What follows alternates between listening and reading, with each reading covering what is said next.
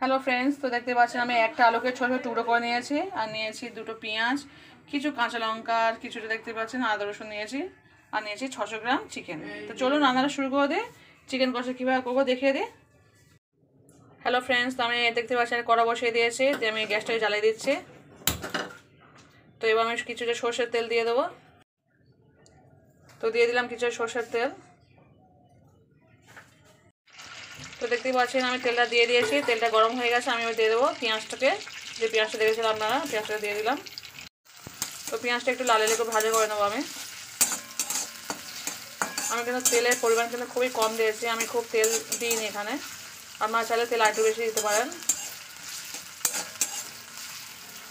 তো দেখতেই পাচ্ছেন আমার পেঁয়াজটা লাল করে ভাজা হয়ে গেছে। তো আমি এর উপরে এবার আলুগুলোকে একটু দিয়ে দেবো।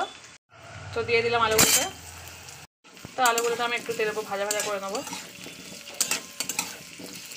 আমি কিন্তু প্রত্যেকটা তরকারিতে তেল মশলা খুবই কম খাই। তো এরকম সুন্দর সুন্দর অল্প তেল মশলা রান্না যদি পেতে চান তো অবশ্যই আমার চ্যানেলটি সাবস্ক্রাইব করে রাখবেন।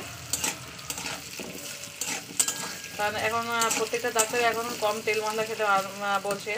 তো কিন্তু এখন কিন্তু কম তেল মশলা দিয়ে রান্না খাওয়া খুব একটা পাওয়া যায় না। তো আমি সেই হিসেবে খুব কম তেল মশলা দিয়ে খাই। তো আপনারা চাইলে আমার চ্যানেল সাবস্ক্রাইব করে রাখবেন, যাতে এরকম সুন্দর সুন্দর ভিডিও পাওয়ার জন্য। তো আমি 3-4 মিনিট আমি আলুটা ভাজা করে নেবো। তো দেখতেই পাচ্ছেন আমার 3-4 মিনিট ভাজা ভাজা হয়ে গেছে আলুটা। তো আমি এর উপর এবার আলুটাকে তুলবো না, আলুটাকে ওখানে থাকবে। আমি এবার মাংসটাকে দিয়ে দেবো।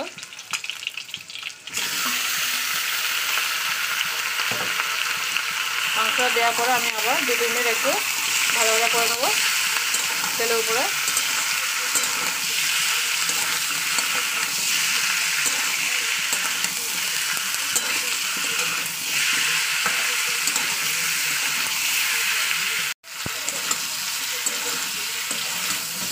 তো দেখতে পাচ্ছেন আমি প্রায় 4-5 মিনিট আমি মাংসটা কষে নিয়েছি, মানে তেলেও ভেজে নিয়েছি। তো এর উপর আমি আদা রসুন যে পেস্টটা করেছি সেই পেস্টটা দিয়ে দেবো। তো চলুন দেখাচ্ছি।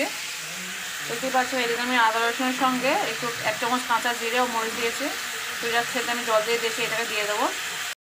তো দেখতেই পাচ্ছেন আমি দিয়ে দিচ্ছি।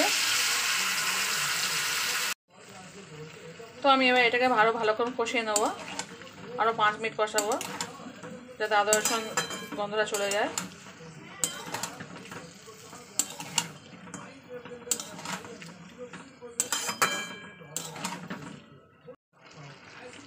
তো কিছু দিয়ে দিচ্ছি কাঁচা লঙ্কা, গোটা কাঁচা লঙ্কা। আপনারা চাইলে গুঁড়ো লঙ্কা ইউজ করতে পারেন, বাট আমার তো বাচ্চা আছে তাই আমি গুঁড়ো লঙ্কাটা ইউজ করি না। আপনারা সবাই জানেন যারা আমার পুরনো ভিডিও দেখেছেন। তো আমি সেই কারণে গোটা কাঁচা লঙ্কা ইউজ করি। একটু গুঁড়ো লঙ্কাটা ইউজ করলে কালারটাও ভালো হয়। আর আমি কাশ্মীরি লঙ্কাটাও খুব একটা ইউজ করি না, কারণ ওটা খাওয়া সবসময় ঠিক না। হয়তো লোকজন বাইরে কেউ আসলে সেই সময় করি, কিন্তু আমি যেহেতু ঘরোয়া রান্না, সম্পূর্ণ ঘরোয়া রান্না আমি আপনাদের সামনে প্রেজেন্ট করি, তাই আমি বাড়িতেই যেমন রান্না করি তেমনই আমি আপনাদের সামনে প্রেজেন্ট করি। আর কাশ্মীরি লঙ্কাটা খাওয়া সবসময় ঠিক নয়, শরীরের পক্ষে ভালো না ওটা। ওটা দিলে কালারটা খুব ভালো হয়, বাট ওটা খাওয়াটা সবসময় ঠিক নয়। তো সেই কারণে আমি সবসময় দিই না নয়, মাঝে মধ্যে হয়তো যখন আমি কেউ হয়তো বাড়িতে আসে সেই সময় রান্না করে আমি দিই। তো দেখতেই পাচ্ছেন আমার অনেকক্ষণ কষানো হয়ে গেছে, প্রায় 5-7 মিনিট আমি কষিয়েছি। এবার আমি দিয়ে দেবো 1 চামচ লবণ, 1 চামচ হলুদ গুঁড়ো আর 1 চামচ শাহি গরম মশলা গুঁড়ো। তো চলুন দিয়ে দিই। তো দেখতেই পাচ্ছেন দিয়ে দিচ্ছে, দিয়ে আমি আরও 5 মিনিট কষাবো। তো চলুন জিনিসটা কষিয়ে নিই, আরও 5 মিনিট আমি জিনিসটা কষাবো, যাতে হলুদের গুঁড়োটা যে গন্ধ একটু থাকে সেই গন্ধ না থাকে।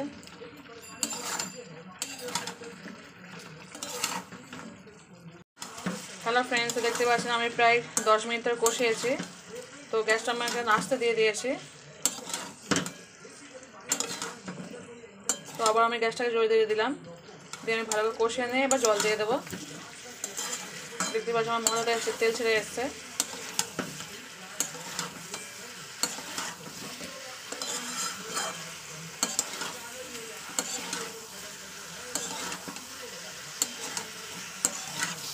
মশলা যত কষাবেন তত তরকারির টেস্টটা অন্যরকম হয়ে যায়।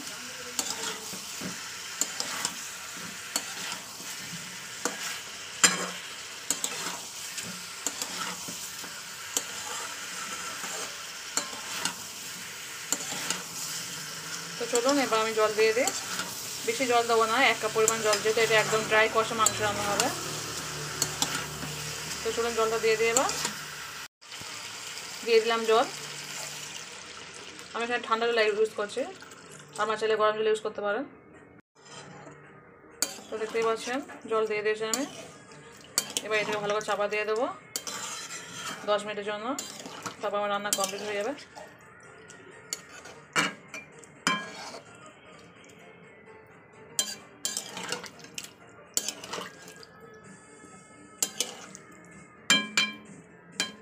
তো চলুন জিনিসটা চাপা দিয়ে দিই।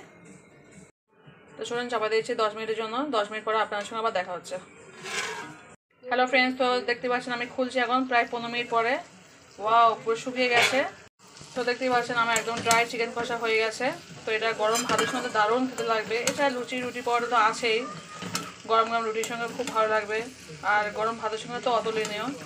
তো চলুন আমার রান্না কমপ্লিট। যে যেখান থেকে দেখছেন প্লিজ একটা ছোট্ট লাইক দেখাটা শুরু করবেন, ফুল ওয়াচ করে ভিডিও দেখবেন। আর যারা নতুন দেখছেন তারা অবশ্যই সাবস্ক্রাইব করে দেবেন আমার চ্যানেলটি। তো আজকে এই পর্যন্তই। দেখে বুঝতে পারছেন কত সুন্দর লোভনীয় হয়েছে। আমি একদমই কিন্তু ঝোল রাখিনি, পুরো ড্রাই কষা মাংস করেছি। তো আজকে এই পর্যন্ত, টাটা বাই।